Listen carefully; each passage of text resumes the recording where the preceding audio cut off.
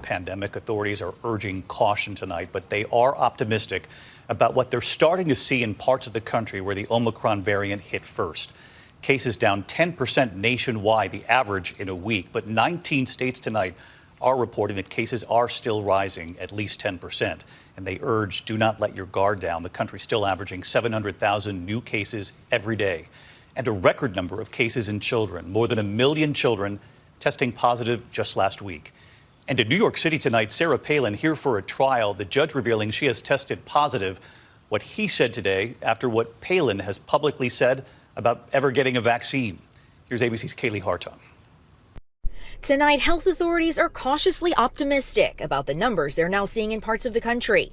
The regions that saw the Omicron spike first, now showing signs they might be turning the corner. New cases are now plateauing or falling across 31 states. I think there's a lot of room for optimism right now. Many parts of this country are rounding the corner in this epidemic and starting to see that easing pressure of cases. But authorities urge caution, saying do not be complacent, pointing to the numbers. Still, nearly 700,000 new cases a day, still higher than any time in the pandemic. And hospitals in many states are still crushed. And deaths from COVID, which always lag behind case numbers, are still rising. An average of nearly 2,000 lives every day. And the teams struggling on the front lines want people to know this is not over. Nobody is exaggerating this. These are the sickest patients that we've seen in our entire careers. Dr. Anthony Fauci saying he's encouraged by these numbers too, but that we cannot let our guard down. We must be prepared for other possible variants, but acknowledged what he's seeing in this turn is encouraging. Things are looking good. We don't want to get overconfident, but they look like they're going in the right direction right now. In Los Angeles, more than 600,000 students are now required to upgrade from cloth to well-fitting masks with a nose wire. In Virginia tonight, the new showdown over masks. 7 school boards are suing the new Republican governor, Glenn Youngkin, to stop his new order, which leaves mask use up to parents. It comes as the first free N95 masks promised by the White House have now been handed out.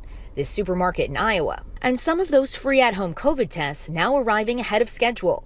At least 53 million Americans have visited the covidtest.gov site since it launched. Marcy Taylor is one of them. Signed up on Tuesday and then received it on Friday, earlier than I expected. This shipping center outside Los Angeles delivering 8.5 million tests today.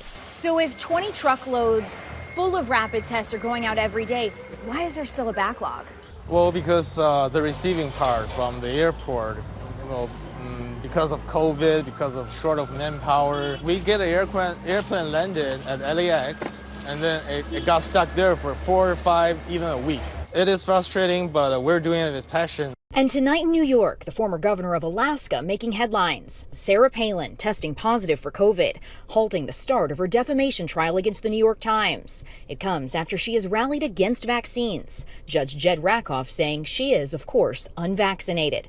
Palin has said, it will be over my dead body that I'll have to get a shot. She also reportedly had COVID last March. In the meantime, we turn to other news as we were coming on the air tonight, Kaylee. The FDA pulling back authorization for some treatments when it comes to Omicron and COVID.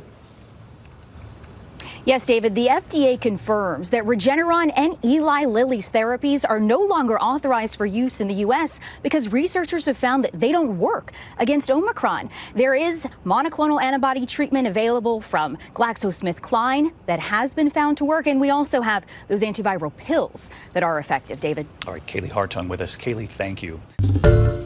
Hi, everyone. George Stephanopoulos here. Thanks for checking out the ABC News YouTube channel. If you'd like to get more videos, show highlights, and watch live event coverage, click on the right over here to subscribe to our channel. And don't forget to download the ABC News app for breaking news alerts. Thanks for watching.